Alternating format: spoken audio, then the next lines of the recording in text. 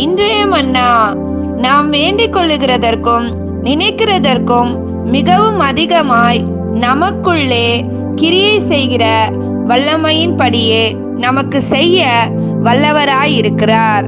எபேசியர் 3:20. ஜெபம். நாங்கள் நினைப்பதற்கும் வேண்டிக் கொள்ளுவதற்கும் மிகவும் அதிகமாய் எங்களை ஆசீர்வதிக்கிற எங்கள் தேவனாகிய கர்த்தாவே, உமக்கு ஸ்தோத்திரம்.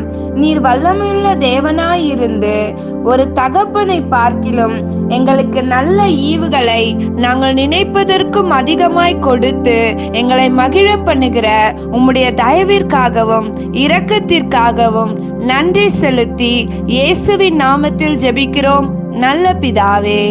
ஆமேன்.